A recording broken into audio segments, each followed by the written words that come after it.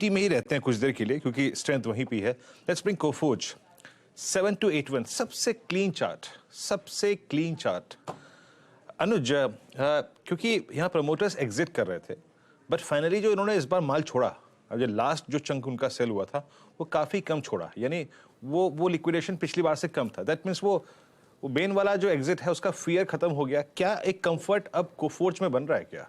हाँ, बेरिंग वाला जो प्रमोटर है उनके, सॉरी बेरिंग नहीं, कोई नहीं, वो माफी चाहूंगा, नहीं वो आपको मैं समझ गया, लेकिन वो हमने उस दिन भी डिस्कस किया था, वो इसलिए कम था क्योंकि अब 26% पर आ गए हैं। अब देखिए 26% से कम अगर वो आएंगे तो फिर वो कंट्रोलिंग स्टेक नहीं रहेगा, फिर वो 26% चाहिए आपको कंट्रोलिंग स्टेक के लिए। तो इसके लिए वो मार्केट एक अज्यूम कर रहा है कि अब नहीं बेचेंगे, बस अब हो गया जितना बेचना था। ये हो सकता है कि वो एज अ स्ट्रैटेजिक सेल अब ये किसी को बेच दें पूरा का पूरा स्टेक, वो अलग बात होगी, ठीक है ना। लेकिन वो 70% से जो लगातार गिरा के लाए थे, अब मार्केट में वो लीकेज खत्म हो गई है। ये बात तो मार्केट अब मान चुका है। इसके लिए ये मार्केट ने एक रिलीफ फैक्टर लिया। प्लस देखिए वीरू, नंबर्स तो अच्छे रहे हैं कोफोर्ज के। कोफोर्ज, परसिस्टेंट और एलटीटीएस, ये 3 कंपनियां हैं जिनके नंबर्स कंसिस्टेंटली अच्छे रहे हैं। और कोफोर्ज में एक्चुअली बस ये वो प्रमोटर सेलिंग का ही ओवरहैंग रहा है, वरना इसने यही कारण है कि कोफोर्ज ने परसिस्टेंट को इतना अंडर परफॉर्म किया है। अगर आप टेक्निकल चार्ट देखेंगे, मेरे ख्याल से 3 महीने का 6 महीने का चार्ट देखेंगे अगर आप, तो परसिस्टेंट ने काफ़ी लीड ली है कंपेयर टू कोफोर्ज। वो यही कारण रहा है उसका, क्योंकि वो कोफोर्ज में वो प्रमोटर सेलिंग का ओवरहैंग था। मुझे लग रहा है वो खत्म हो रहा है। ओके, वाकई एग्जीक्यूटिव, मैं माफी चाहूंगा प्लीज अपने शब्दों के लिए दर्शकों से। एक बार इस चार्ट को एनालाइज कर लेते हैं। आपकी स्क्रीन पे डे हाई की ट्रैजेक्टरी में, और मानस जानते हैं क्या है, आपको याद होगा 10 मार्च और 9 मार्च के बीच में एक गैप था जिस दिन इसमें एक ब्रेकडाउन आया था। एग्जैक्टली इस प्राइस पे उस गैप को फिल कर चुका है। छोटा सा गैप, वो गैप छोटा है बट गैप इंपॉर्टेंट होते हैं। वो दिशा की तरफ एक बहुत स्ट्रॉन्ग संकेत देते हैं कि बाजार या फिर वो स्टॉक उस दिशा में जा रहा है। कोफोर्ज पे आपका कन्विक्शन बन रहा है क्या? बिल्कुल, देखिए यहाँ पर अगर आप देखिए तो लगातार हमने हाई टॉप हायर बॉटम बनते हुए देखे हैं, और अभी करीब 4 या 5 दिन पहले एक कंसोलिडेशन जोन के बाहर निकला था स्टॉक, जब 4200 का लेवल ब्रेक किया था। उसके बाद पिछले 2 दिनों में हमने फिर से कंसोलिडेशन देखा और आज फिर से एक फ्रेश ब्रेकआउट 4260 के ऊपर देखने को मिला है। मेरा समझना है कि शायद 4425 के आसपास के भाव देखने को मिल सकते हैं। तो करंट लेवल्स पे भी खरीदारी करने की राय रहेगी। स्टॉप लॉसेस आपके 4220 के रहेंगे और टारगेट 4350, और उसके बाद शायद 4425 तक के टारगेट्स आपको कोफोर्ज में देखने को मिल सकते हैं। चलिए फिर अब एक काम करते हैं, कोफोर्ज की बात हो गई। आशीष महेश्वरी जुड़ गए हैं हमारे साथ। Ashish ji, good afternoon. शानदार मूव आज मिड कैप आईटी में, आपका व्यू यहाँ पर और आपकी टॉपिक्स क्या होंगी यहाँ?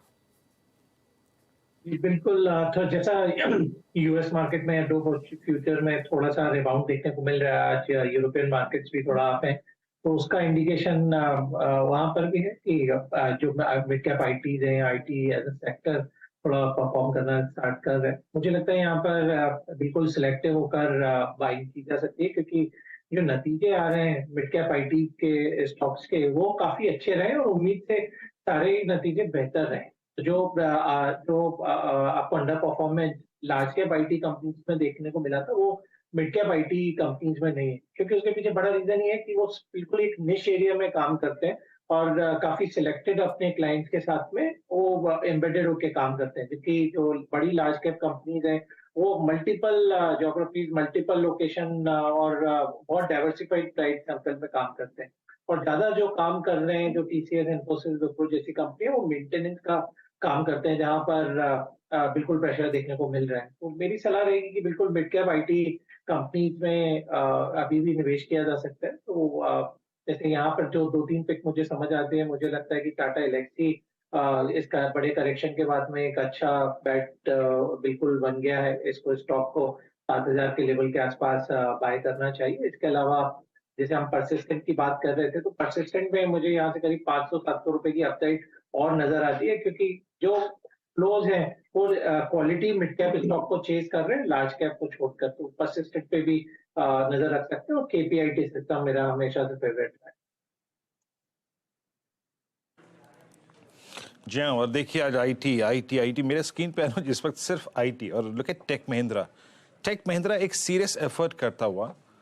रुचित, एक बार जरा प्लीज चार्ट को देखिएगा। 1078 और ये इसकी टेंडेंसी रही, अगर आप इसके लास्ट जून 2022 से लेकर अब तक के ट्रैक रिकॉर्ड को देखें तो जब जब ये 100 EMA के जोन से इजेक्ट करता है, बहुत तेजी से अप्रोच करता है 200 EMA को। आपको लास्ट 2 कैंडल्स याद होंगी 14 फरवरी के आसपास की।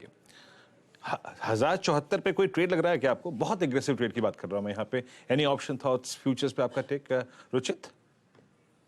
आई थिंक ये स्ट्रक्चर देखे तो स्टॉक का काफी पॉजिटिव में, अगर पोजिशनली भी देखूं तो लास्ट 6 महीने में, इनफैक्ट लास्ट 5 महीने में, ये कैलेंडर ईयर में जब जब प्राइस अपमूव्स आए हैं तो वॉल्यूम के बार काफी बड़े हैं। यानी प्राइस अपमूव्स में काफी अच्छे वॉल्यूम्स होते हैं, और जो भी करेक्शंस आए हैं इन बिटवीन, ये करेक्शंस पे वॉल्यूम्स को, इतने बड़े करेक्शंस के साथ वॉल्यूम्स नहीं है, तो ये पोजिशन स्ट्रक्चर तो काफी अच्छा है। सो आई थिंक करंट लेवल्स पे, क्योंकि अब आईटी मोमेंटम में भी है, और ये जो पिछले कुछ दिनों में स्विंग हाई स्टॉक ने बनाया था 1070 का, वो ये स्टॉक अभी क्रॉस कर रहा है। तो नेक्स्ट 2-3 ट्रेडिंग सेशन में ये स्टॉक को 1100 जहां पे कॉल राइटर्स की पोजीशन है वहां तक का एक्सपेक्टेशन एटलीस्ट कर सकते हैं। तो करंट लेवल्स पे जस्ट एक बीटीएसटी टाइप का भी अगर ट्रेड लेना है तो मैं कहूंगा कि यहाँ पे खरीदारी करके जाना चाहिए। 1059 के नीचे स्टॉप लॉस रख के 1100 इनिशियल टारगेट्स रहेंगे, और अगर 1100 के लेवल्स निकलते हैं और वहां पे जो कॉल अनवाइंडिंग अगर होती है तो आई थिंक ये सीरीज में, ये स्टॉक में काफी अच्छा मूव आगे और कंटिन्यू रहेगा 1120 1130 की रेंज तक। बट एज ऑफ नाउ 1100 के टारगेट्स के लिए एक छोटा ट्रेड यहाँ पे लेने की सलाह रहेगी। ओके, चलिए फिर ये हो गई बात इस समय आईटी स्टॉक्स की, लेकिन कुछ और स्टॉक्स की